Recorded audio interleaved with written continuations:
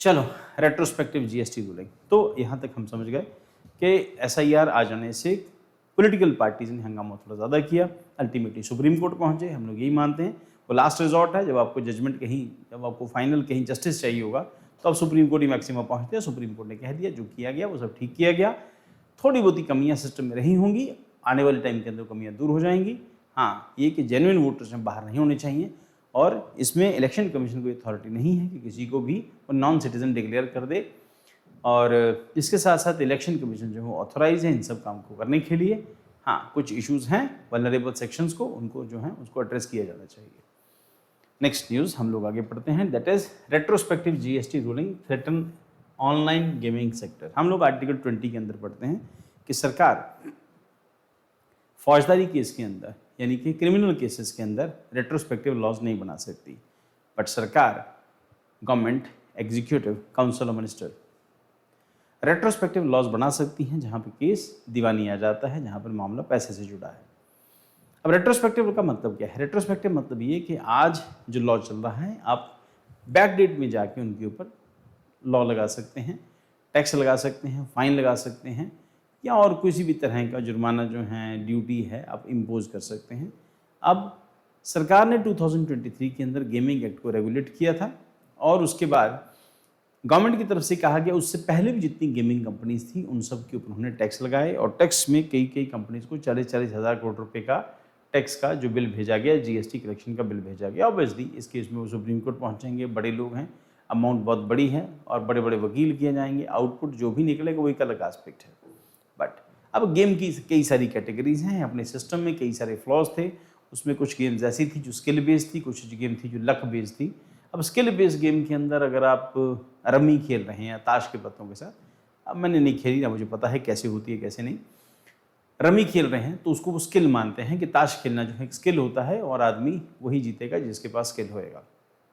दूसरा, वो जो स्लॉट मशीन टाइप की होती हैं जहाँ पर आप दबाते हैं फिर वो तीनों एक जैसे आते हैं, तीनों में जैसे वो सेब आ गया, तीनों में कहीं अनानास आ गया है ना, पाइनएप्पल आया या कुछ और भी आ गया, तो वो जो है वो लक बेस्ड गेम्स होती हैं। हालांकि वो सब रेगुलेटेड होती हैं, पता होता है किसको क्या देना है, जो कंपनीज बनाती हैं वो सब उसी चीज़ के ऊपर बेस्ड होती हैं। अब उसमें वो लॉटरी है, गैम्बलिंग है, ये सब जो है उस कैटेगरी के अंदर कंसिडर होती है। अब सरकार ने इसको कैटेगराइज किया, फिर अब इसको लेके टेक्निकल वर्ड जो हैं उसको लेके सरकार रेट्रोस्पेक्टिव नहीं बना सकती, 2023 में लेके आती है जीएसटी के प्रोविजन के अंदर। तो इस करके इसके कई सारे जो हैं वो जो वेज ढूंढे जाएंगे और फिर टैक्स से बचाने की कोशिश की जाएगी। सरकार की कोशिश ये होगी कि सरकार की निगाह नहीं गई, बहुत दिनों बाद सरकार ने देखा ये तो बहुत बड़ा बिजनेस हो गया, लोग लाखों करोड़ रुपए इसमें वेस्ट कर चुके हैं और कंपनियां कई हज़ार करोड़ रुपए इसमें कमा चुकी हैं। चलो अब आते हैं टॉपिक के ऊपर। Supreme Court upheld the constitutional validity of the government's retrospective 28% GST levy on online gaming, reviewing tax demand for nearly 2.5 crore against gaming companies, fantasy sports platform and casinos। तो सरकार ने कहा कि सुप्रीम कोर्ट ने, ध्यान रखना बेटा, ये सुप्रीम कोर्ट की जजमेंट है, फिर वही पॉइंट है, सुप्रीम कोर्ट की जजमेंट। और सुप्रीम कोर्ट ने अपहेल्ड किया है कॉन्स्टिट्यूशनल वैलिडिटी को। सरकार रेट्रोस्पेक्टिव वे में गेम के ऊपर टैक्स लगा सकती है जो कंपनीज ने पैसे कमाए हैं उसके ऊपर। बैकग्राउंड क्या है जीएसटी डिस्प्यूट की? जीएसटी काउंसिल डिसीजन है, GST council approves 28% GST on online gaming with effect from October 2023 से उन्होंने इसके ऊपर टैक्स लगाया। डिस्प्यूट क्या है? Government issued retrospective tax demand notice, कि सरकार ने नोटिस दिया और रेट्रोस्पेक्टिव दिया कि प्रीवियस डेट में जिन लोगों ने पैसे कमाए उन सबसे भी टैक्स चार्ज किया जाएगा। Then covering period even before October 2023, gaming companies challenge these notices before the court. Company को चैलेंज किया कोर्ट ने, कंपनीज में सुप्रीम कोर्ट में चैलेंज किया। 2 की क्वेश्चन थे बिफोर सुप्रीम कोर्ट, क्या कि प्रोस्पेक्टिव और रेट्रोस्पेक्टिव टैक्सेशन। प्रोस्पेक्टिव होता है, रेट्रोस्पेक्टिव होता है कि आज 2 जून है, आज कोई किसी चीज के ऊपर टैक्स नहीं है, आप प्रीवियस डेट में जाके यानी कि 2024-25 में जाके टैक्स लगा सकते हैं। ये होता है दीवानी केसेस के अंदर, और फौजदारी केस में सजा नहीं दी जा सकती, सजा बढ़ाई नहीं जा सकती। आज कोई क्राइम नहीं है तो कल क्राइम नहीं रहेगा, बट टैक्सेशन के केसेस में, फाइन के केसेस में, ड्यूटी के केस में रेट्रोस्पेक्टिव लॉ बनाए जा सकते हैं। ये इंडियन कॉन्स्टिट्यूशन के अंदर ही मेंशन्ड है और सुप्रीम कोर्ट ने इसको वैलिडेट किया है, अपहेल्ड किया है कि जो है वो सही है, ऐसा हो सकता है, सरकार टैक्स चार्ज कर सकती है। इनको ये एतराज था कि टैक्सेस तो प्रोस्पेक्टिव होने चाहिए, रेट्रोस्पेक्टिव नहीं होने चाहिए, ताकि आज हमें पता हो कि सरकार इस चीज़ को टैक्स लगा रही है, हम उसके हिसाब से उसी हिसाब से चीज़ों को मैनेज करें। तो सरकार कहती है हम लगा सकते हैं, तो सुप्रीम कोर्ट ने कहा लगा सकती है सरकार। इंडस्ट्री का आर्ग्यूमेंट क्या कहता है?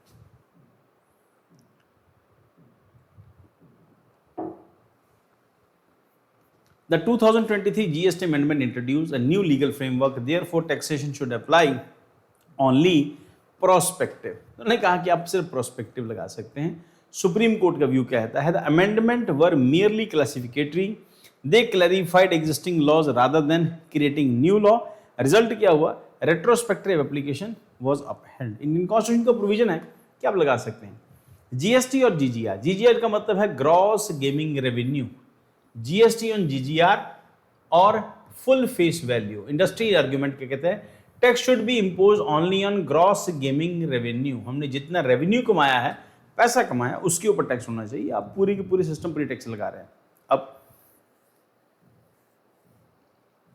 कंपनी के रेवेन्यू यानी अपने खर्चे निकालने के बाद हम टैक्स पे करें, जबकि आप पूरे सिस्टम पर ही टैक्स लगा रहे हैं। सरकार कहती है कहीं पर भी हम ऐसा नहीं करते कि आपके खर्चे निकालने के बाद हम आपसे टैक्स चार्ज करें, हम आपसे टैक्स पहले ही चार्ज करते हैं।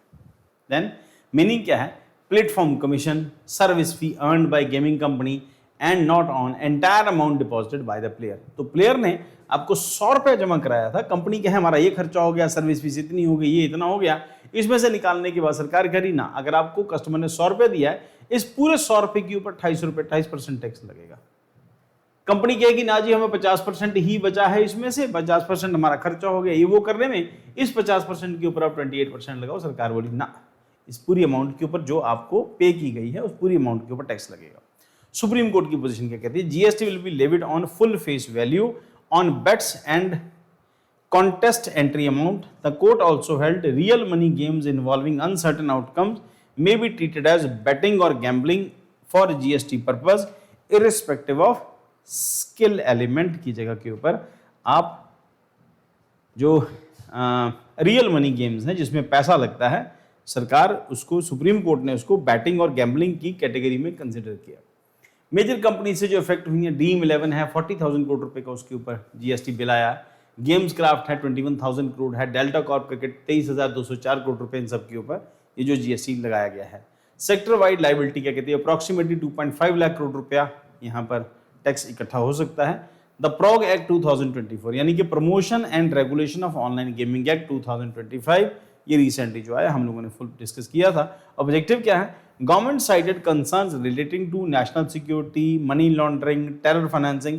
तो सरकार कह रही है कि ये जो इस तरह से गेमिंग से आने वाला पैसा इन सब एरियाज में लगता है। ऑफशोर गेमिंग प्लेटफॉर्म कहते हैं की प्रोविजन क्या है? Complete ban prohibits offering online money gaming in India. India में कंप्लीटली बैन हो गई ऑनलाइन गेमिंग। पेनल्टीज हुई फॉर ऑपरेटर्स, अब तो 3 साल के लिए इंप्रिजनमेंट होगा, फाइन अप टू 1 करोड़ लगा सकते हैं। For influencers up to 2 year imprisonment होगा, फाइन अप टू 50 लाख है। बैंकिंग रिस्ट्रिक्शंस है, बैंकों के इंस्ट्रक्शंस हैं कि आप किसी भी केस में बैंकिंग ट्रांजैक्शन फैसिलिटेट नहीं करोगे, आप पैसा नहीं जाएगा, बैंक के थ्रू पैसा नहीं जाएगा। Facilitated transaction related such platforms. Then important legal shift क्या है? The act applies to games of skill, games of chance without distinction. अब गेम ऑफ स्किल और गेम ऑफ चांस मैंने आपको पहले बताया था। गेम ऑफ स्किल, आप उसके स्किल्ड हैं, इंडिविजुअल आप स्किल हैं, आपको कुछ गेम खेलनी आती, जैसे मैंने कहा रमी आती है। दूसरा गेम ऑफ चांस है जिसमें वो स्लॉट मशीन के ऊपर तीनों एक जैसे फ्रूट आएंगे या फिर ऐसा कुछ भी है। तो गेम ऑफ लक और गेम ऑफ जो चांस है, गेम ऑफ स्किल और गेम ऑफ चांस, तो इसको उसने कोई डिस्टिंक्शन नहीं किया, दोनों एक ही चीज़ है। अल्टीमेटली पैसा लगता है और पैसा कमाती है कंपनी, कमाती है, इंडिविजुअल कमाता है। देन उसके साथ साथ earlier position, Indian code traditional differentiate है, तो 2 तरह की कैटेगरी थी, इसमें गैम्बलिंग एक्टिविटी और स्किल बेस्ड गेम कहा जाता था। करंट पोजीशन क्या है? The distinction has substantially narrowed, constitutional for legal issues. Retrospective taxation क्या कहता है? Concern businesses play operations based on existing law. Retrospective taxation में क्रिएट अनसर्टेनिटी। अब इसमें जो बिजनेसमैन हैं या फिर जो कंपनीज इन्वॉल्व हैं, उन्होंने कहा देखो जी इससे अनसर्टेनिटी आएगी और अफेक्ट इन्वेस्टर्स कॉन्फिडेंस शेक होगा, रेज फेयरनेस जो है वो शेक होगी कि इंडिया में बिजनेसमैन पैसा लगाने से पहले सोचा करेगा कि सरकार रेट्रोस्पेक्टिव लॉ बना के टैक्स लगा सकती है। देन उसके साथ skill versus chance debate. Historically games of skill enjoyed greater legal protection. तो आज से पहले तक क्या था कि स्किल वाली जो गेम थी उनको प्रोटेक्शन मिलती थी, जैसे रमी खेलने वाले लोग उनको प्रोटेक्शन मिली हुई थी। और ये उस तरह की जो भी गेम्स हैं जहाँ पर आप एक्सपर्ट माने जाते हैं, स्किल बेस्ड गेम है, अल्टीमेटली पैसा ही लग रहा था इसके अंदर। देन एग्जांपल्स क्या हैं? Certain fantasy sports, skill based competition, the judgment weaken this distinction for GST purpose. So regulatory versus revenue approach. The case highlight tension between revenue collection, digital innovation and consumer protection. ये तीनों जो हैं इसके ऊपर जो है वो tension increase हुई है। टेक्नोलॉजी रेगुलेशंस को इम्पैक्ट ऑफ द जजमेंट क्या होगा, इकोनॉमिक इम्पैक्ट क्या होंगे। Gaming companies face massive tax liability, उनको टैक्स पे करना पड़ेगा, मैसिव बिजनेस रिस्ट्रिक्शंस लगेंगी उनके ऊपर, और क्लोजर रिस्क होंगी, कंपनी या तो बंद करनी पड़ेंगी। इंडस्ट्री इम्पैक्ट क्या होता है? The sector once propose to become 9 billion market by 2029।